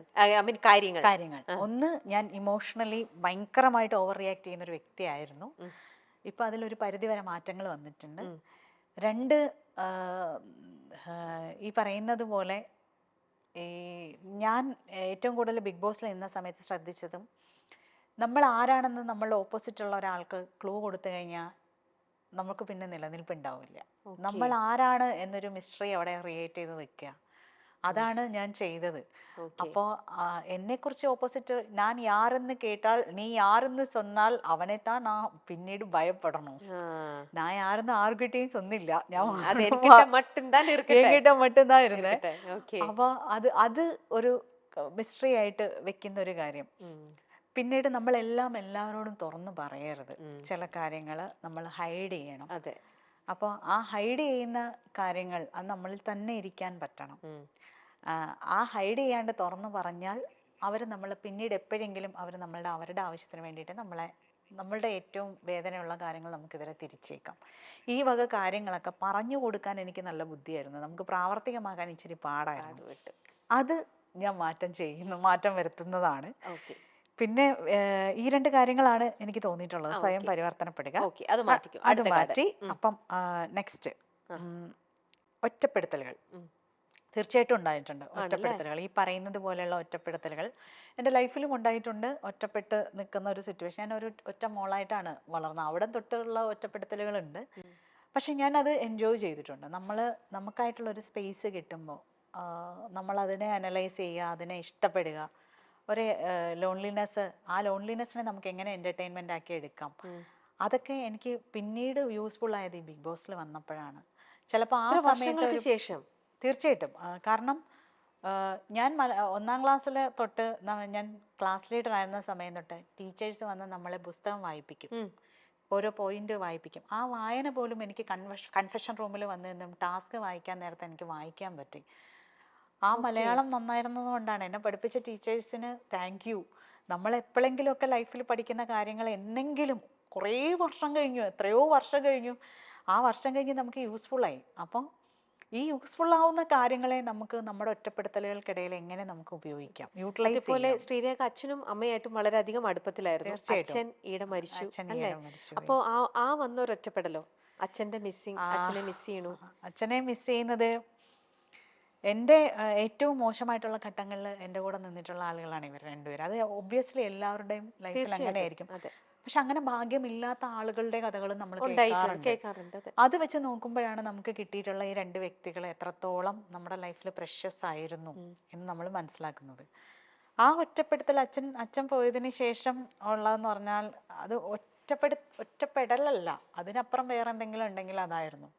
ആ ഒറ്റപ്പെടൽ മാറിയത് മറ്റൊരാൾ വന്ന് എൻ്റെ കയ്യിൽ പിടിച്ചിട്ട് എൻ്റെ അച്ഛൻ്റെ സ്ഥാനവും എൻ്റെ ഭർത്താവിനെ എനിക്ക് അത്രയും ഞാൻ സ്നേഹിക്കാനും ഇഷ്ടപ്പെടാനും കാരണം, ബഹുമാനിക്കാനും കാരണം അദ്ദേഹം എൻ്റെ ഭർത്താവ് മാത്രമായിട്ട് വന്നുകൊണ്ടല്ല, എൻ്റെ അച്ഛൻ്റെ സ്ഥാനം കൂടെ ഏറ്റെടുത്താണ് വന്നത്, എന്നെ ഗൈഡ് ചെയ്യുന്നത്. അപ്പോൾ ആ ഒറ്റപ്പെടുത്തലുകൾ എനിക്ക് പോസിറ്റീവായിട്ട് തോന്നി. ഞാൻ എൻ്റെ അച്ഛൻ്റെ മരണത്തിൽ ഒറ്റപ്പെട്ടെങ്കിൽ പകരം എനിക്കൊരു നല്ലൊരു നന്മ എൻ്റെ അച്ഛൻ കണ്ടുവച്ചിട്ടാണ് പോയത്. എൻ്റെ അച്ഛൻ തന്നെയാണ് ഈ ആളെ എനിക്ക് ഓക്കെ ആക്കി തന്നത്. അതുപോലെ ബിഗ് ബോസിൽ ഞാൻ വന്നപ്പോൾ ഞാൻ ഒറ്റപ്പെട്ട് നിന്നു എന്ന് എനിക്ക് പലപ്പോഴും ഫീൽ ചെയ്തിട്ടുണ്ട്. ഒന്ന്, എല്ലാവരും ഭയങ്കര വൈബ്രൻ്റ് ആണ്. അവിടെ ഞാനൊരു ആക്ട്രസ് ആണെന്നുള്ളൊരു തെറ്റിദ്ധരിക്കപ്പെടുമോ എന്നുള്ളൊരു ഭയം എനിക്കുണ്ടായിരുന്നു. ഞാൻ എന്ത് ചെയ്താലും അത് ആക്ടിങ് ആണെന്ന് പറയാം. അതിപ്പോൾ ഒബ്വിയസ്ലി ആക്ടിങ് ആണെന്നുള്ളൊരു കമൻറ്റ് വന്നു. അത് വരാതിരിക്കാനുള്ള ശ്രമം എൻ്റെ ഭാഗത്തുനിന്നുണ്ടായിരുന്നു. മേ ബി ആ കോൺഷ്യസ് ആയതായിരിക്കാം അവർക്ക് ആക്ടിങ് ആയിട്ട് തോന്നിയത്. പിന്നെ ഈ പറയുന്ന പോലെ എനിക്ക് ക്യാമറ കണ്ടാൽ ഞാൻ ക്യാമറ കണ്ടില്ല എന്ന് വെക്കാൻ എനിക്ക് പറ്റൂല. ഞാൻ ക്യാമറ കണ്ടു കഴിഞ്ഞാൽ ക്യാമറ ഉണ്ട്, അയ്യോ ഇവിടെ ഒരു ക്യാമറ ഉണ്ടല്ലോ, അപ്പൊ നമ്മൾ ഒഴിഞ്ഞു പോയേക്കാം. അല്ലാണ്ട് ഒരു ക്യാമറ ഉണ്ട് ഞാൻ മുട്ടിപ്പോവാന്ന് വിചാരിക്കില്ല. അങ്ങനെ ചെയ്യുന്നത് ആക്ടിങ് ആണെന്നാണ് ഞാൻ വിചാരിക്കുന്നത്. അപ്പോൾ മേ ബി ആ ഒറ്റപ്പെടുത്തലുകളും മറികടക്കാനായിട്ട് തനിച്ച് മാക്സിമം ട്രൈ ചെയ്തിട്ടുണ്ട്. ഒരു പരിധി വരെ അത് പറ്റിയിട്ടുണ്ട്. പിന്നെ ഇതൊക്കെ ഒരു നമ്മൾ പറയും, നമ്മുടെ ഒരു വിശ്വാസത്തിൽ നമ്മൾ പറയും, മരിച്ചു പോയവരാണെങ്കിലും നമ്മുടെ നല്ല നിമിഷങ്ങൾ വരുമ്പോഴും നമ്മുടെ വിഷമം വരുമ്പോഴും അവര് അത് കാണുന്നുണ്ട്. നമ്മുടെ ഒരു വിശ്വാസം അങ്ങനെയാണ്. ആ ആത്മാവ് ഇവിടെ എവിടെയോ നമ്മുടെ ചുറ്റിനുമുണ്ട്. അവര് നമ്മളെ കാണുന്നുണ്ട്, നമ്മളെ അനുഗ്രഹിക്കുന്നുണ്ട്. നമ്മുടെ ചില വിഷമ ഘട്ടങ്ങളിൽ അവരുടെ ഒരു സപ്പോർട്ട് അല്ലെങ്കിൽ അവരുടെ ആ ഒരു ബ്ലെസ്സിങ് നമുക്ക് കിട്ടുന്നുണ്ട് എന്നൊക്കെ നമ്മുടെ ഒരു വിശ്വാസത്തിൽ നമ്മൾ പറയുന്ന ഒരു കാര്യമാണ്. അപ്പൊ അച്ഛന്റെ വിയോഗം അല്ലെങ്കിൽ അച്ഛൻ്റെ ആ ഈ ഒരു നിമിഷങ്ങളിൽ എൻ്റെ അച്ഛൻ കൂടെ ഉണ്ടായിരുന്നെങ്കിൽ ഞാൻ ഇപ്പോൾ ഫേസ് ചെയ്യുന്ന ഈ ഓരോ ഇതും അങ്ങനെ തോന്നുകയോ, അല്ലെങ്കിൽ എപ്പോഴെങ്കിലും എൻ്റെ അച്ഛൻ ഇവിടെ ഉള്ളത് കൊണ്ടാണ് എനിക്ക് ഇന്നിപ്പോൾ ആ ഒരു മെൻ്റൽ സ്ട്രെങ്ത് കിട്ടിയത്, ഈ ഒരു ഇതിനെ ഞാൻ ഫേസ് ചെയ്യാനായിട്ട് എനിക്ക് ആ ഒരു പവർ കിട്ടിയത്, അങ്ങനെ ഒരു തോന്നൽ അത് എപ്പോഴും ഉണ്ടാവാറുണ്ട്. കാരണം ഞാൻ ചില ടാസ്കുകളൊക്കെ ചെയ്യുന്ന സമയത്ത് ഇപ്പോൾ നമ്മളെ പ്രൊവോക്ക് ചെയ്തിട്ട് നമ്മൾ റിയാക്ട് ചെയ്യാതിരിക്കുന്ന ഒരു ടാസ്ക് ഉണ്ടായിരുന്നു. ഞാൻ ആ സമയത്തൊക്കെ ഞാൻ ഇമോഷണൽ ആകുമ്പം എൻ്റെ കണ്ണ് ഭയങ്കരമായിട്ട് ഇങ്ങനെ ബ്ലിങ്ക് ചെയ്യും.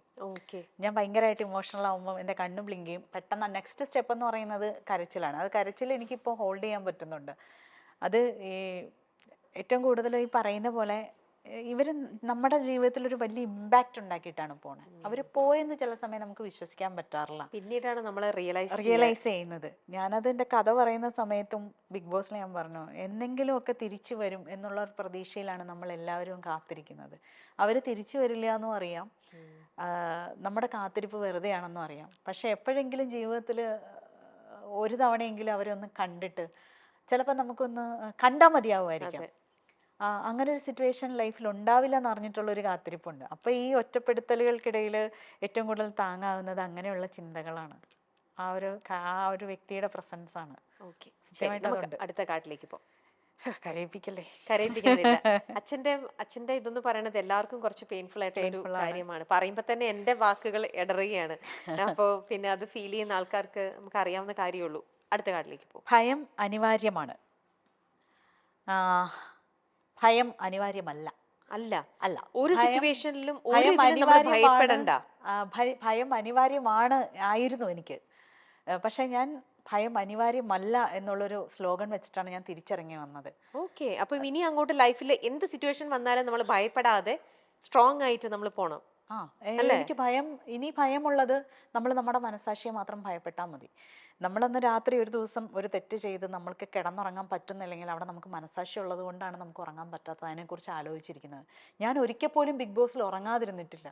ഞാൻ അന്ന് രാവിലെ തൊട്ട് വൈകുന്നേരം വരെ എന്ത് ചെയ്താലും, ഇപ്പോൾ ഒരു ഗെയിമിനെ കുറിച്ച് ഞാൻ ചർച്ച ചെയ്തിട്ടുണ്ടാവാം, ഗെയിമിൻ്റെ രീതിയെക്കുറിച്ച് ചർച്ച ചെയ്തിട്ടുണ്ടാവും. ഞാൻ ഒരാളെക്കുറിച്ച് പേഴ്സണലി ഞാൻ പറഞ്ഞിട്ടില്ല. ഞാൻ ഒരാളുടെ പേഴ്സണൽ നെഗറ്റീവ്സോ പോസിറ്റീവ്സോ അല്ലെങ്കിൽ അവരുടെ വീക്ക്നെസ്സിനെ കുറിച്ച് ഞാൻ പോയിന്റ് ഔട്ട് ചെയ്തിട്ടില്ല. ഞാൻ അവിടെ എൻ്റെ ഗെയിം പോലും ഞാൻ മര്യാദയ്ക്ക് കളിച്ചിട്ടില്ല. പിന്നല്ലേ ഞാൻ മറ്റുള്ളവരുടെ ഗെയിമിനെ കുറിച്ച് പറയുന്നത്. സോ എനിക്ക് അറിയാം ഞാൻ ഓക്കെ ആണ്. സോ ഞാൻ സുഖമായിട്ട് കിടന്നുറങ്ങി. അപ്പോൾ അതെന്നെ ഒരുപാട് എനിക്ക് കുറേ കാര്യങ്ങൾ എന്നെ പഠിപ്പിച്ചു തന്നു. ഭയം, എന്തിനാണ് ഭയം? ഭയന്ന് ജീവിക്കുന്നതിലും നല്ലതാണ് ഭയമില്ലാണ്ട് സ്ട്രോങ് ആയിട്ട് നിൽക്കുന്നത്. Okay, over to next card. Okay, next സത്യം പറയാൻ മടിക്കണ്ട, ഒരിക്കലും മടിക്കണ്ട. ഞാൻ സത്യം തന്നെയാണ് പറഞ്ഞിട്ടുള്ളത്. ഇപ്പൊ നമ്മൾ പറയുന്ന സത്യം മറ്റുള്ളവർക്ക് സത്യമാവണമെന്നില്ല. സത്യം അങ്ങനെയാണ്. സത്യത്തിനെ ഒരിക്കലും ഒരാൾ അംഗീകരിക്കില്ല. അവരെപ്പോഴും അത് നുണയാന്ന് പറഞ്ഞു. സോ ഒരിക്കലും സത്യം പറയാൻ മടിക്കണ്ട. ഓക്കെ, അടുത്തത് സ്വാർത്ഥത ലൈഫിൽ അധികം മുമ്പോട്ട് പോകുന്ന ഒരു കാര്യമല്ല സ്വാർത്ഥത. അത് എൻ്റെ അച്ഛൻ എനിക്ക് പറഞ്ഞു തന്നൊരു കാര്യമാണ്. ഞാൻ ഒരിക്കലും സ്വാർത്ഥത ആയിട്ട് നിന്നിട്ടില്ല എന്ന് ഞാൻ പറയില്ല. ഞാൻ സ്വാർത്ഥയായിട്ടുള്ള ഒരാളായിരുന്നു. പക്ഷെ സ്വാർത്ഥതയ്ക്ക് ലൈഫിൽ സ്ഥാനമില്ല എന്ന് മനസ്സിലാക്കിയത്, നമുക്ക് ഇഷ്ടമുള്ളൊരു ഭക്ഷണം വിശന്നിരിക്കുന്ന ഒരാൾക്ക് ഷെയർ ചെയ്യുമ്പോൾ അവിടെ സ്വാർത്ഥത കാണിക്കാൻ പറ്റില്ല. ഞാൻ ഒട്ടും ഷെയർ ചെയ്യാത്ത ഒറ്റക്കുട്ടിയായിട്ട് വളർന്ന ഒരാൾക്ക് ഒരിക്കലും ഷെയർ ചെയ്യേണ്ടെന്ന് വിചാരിച്ചിരുന്ന ഒരാളായിരുന്നു ഞാൻ. എനിക്ക് ഷെയർ ചെയ്യേണ്ടി വന്നിട്ടില്ല. എൻ്റെ അമ്മയോ അച്ഛനോ ഒരു ചോക്ലേറ്റ് തന്നാലും നീ കഴിച്ചോ എന്ന് പറയും. അവർക്ക് കൊടുത്താലും അവർ പറയും അവർക്ക് വേണ്ട, അവരുടെ കൂടെ നമ്മൾ കഴിച്ചോന്ന്. പക്ഷെ അത് മറ്റൊരാൾ പറഞ്ഞു തരാതെ തന്നെ എൻ്റെ ഫ്രണ്ട്സിന് ഞാനത് ഷെയർ ചെയ്യാൻ പഠിച്ചു. എൻ്റെ റിലേറ്റീവ്സിന് ഷെയർ ചെയ്യാൻ പഠിച്ചു. എൻ്റെ ഹസ്ബൻഡിന് ഷെയർ ചെയ്ത് ചില സമയങ്ങളിൽ എനിക്കൊന്നും തന്നില്ലെങ്കിൽ അതിലെനിക്ക് സന്തോഷമാണ് തോന്നുന്നത്. അവർ കഴിക്കുന്നു എന്ന് തോന്നിയാൽ അതാണ് ഏറ്റവും സ്വാർത്ഥതയില്ലായ്മ.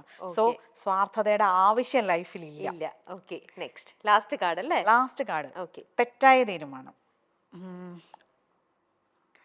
നമ്മുടെ ലൈഫിൽ, എൻ്റെ ലൈഫിൽ പല തെറ്റായ തീരുമാനങ്ങളും ഉണ്ടായിട്ടുണ്ട്.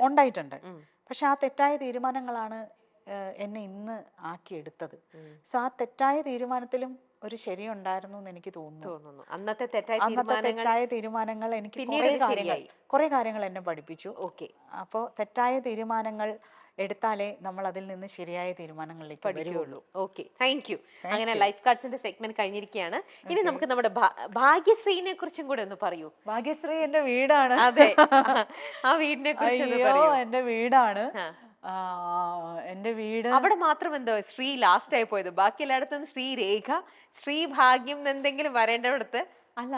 ഞാൻ ഭാഗ്യമാണെന്ന് എന്റെ ഹസ്ബൻഡ് മനസ്സിലെവിടെയോ വിചാരിക്കുന്നുണ്ടെന്നാണ് എന്റെ ഒരു ഓർമ്മ. സോ അപ്പൊ ആ പേര് തന്നെയാണ് ഭാഗ്യശ്രീ എന്നിട്ടത്. പിന്നെ ശ്രീ എന്നുള്ളത് കിടക്കട്ടെ എന്ന് ഞാനും വിചാരിച്ചു. എന്റെ പേര് എവിടെയെങ്കിലും കിടക്കട്ടെ. ഓക്കെ, ഇനി ഞാൻ അടുത്ത ഒരു താളിയോല തരാണ്. നമ്മുടെ പ്രോഗ്രാമിന്റെ ഏകദേശം വൈൻഡപ്പ് ഇതിലായി. ഇതൊരു താളിയോല ഗ്രന്ഥത്തിൽ ഞാനിപ്പോ അടുത്ത് വരാൻ പോകുന്ന ഇതേപോലെ ശ്രീരേഖയുടെ സീറ്റിൽ ഇരിക്കാൻ പോകുന്ന ഒരാളുടെ പേരാണ് ഇവിടെ എഴുതിയിരിക്കുന്നത്. അത് ഉറക്കെ വായിക്കരുത്, നമ്മുടെ ഓഡിയൻസിനുള്ള ഒരു സർപ്രൈസ് ആണ്. ശ്രീരേഖ കണ്ടിട്ട് അവരോട് എന്താണ് ചോദിക്കാനുള്ളതെന്ന് വെച്ചാൽ അതിവിടെ എഴുതാം. ഓക്കെ, അവരോട് എന്തെങ്കിലും ഒരു ചോദ്യം, അവരുടെ പേര് കേൾക്കുമ്പോൾ എന്താണ് അവരോട് ചോദിക്കാനുള്ളത്? ഓക്കെ, എഴുതാലോ? എഴുതിക്കോളൂ. ഓക്കെ, ഇനി ആ ലെഫ്റ്റ് സൈഡിൽ നമ്മുടെ പ്രോഗ്രാമിന് തുറന്നു ലെഫ്റ്റ് സൈഡിൽ നമ്മുടെ പ്രോഗ്രാമിന് അവിടെ തന്നെ ആ പേജില് ഒരു റേറ്റിംഗ്, നമ്മുടെ ഈ പ്രോഗ്രാം എത്രത്തോളം ഇഷ്ടപ്പെട്ടു എന്ന് on 5 ഒരു റേറ്റിംഗ് തരൂ. 1 സ്റ്റാർ ആണോ, 2 സ്റ്റാർസ് ആണോ, 5 സ്റ്റാർസ് ആണോ?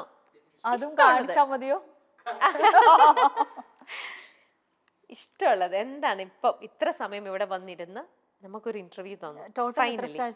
5. അതിന് മേലെ ഇല്ല, ഇടാം, എത്ര വേണേലും ഇട്ടോളൂ. 5 മില്യൺ ഇട്ടോളൂ.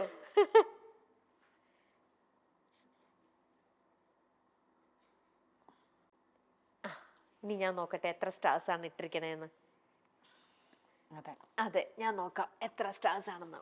വാവ്, ലൈഫ് ഈസ് ബ്യൂട്ടിഫുൾ ശ്രീരേഖ വന്ന എപ്പിസോഡിൽ നമുക്ക് ഇട്ടിരിക്കുന്നത് 1000 മില്യൺ സ്റ്റാർസ് ആണ് ഇട്ടിരിക്കുന്നത്. ചെലവുണ്ട്. ഇത് JK ആയി പോയോ? ഇല്ല.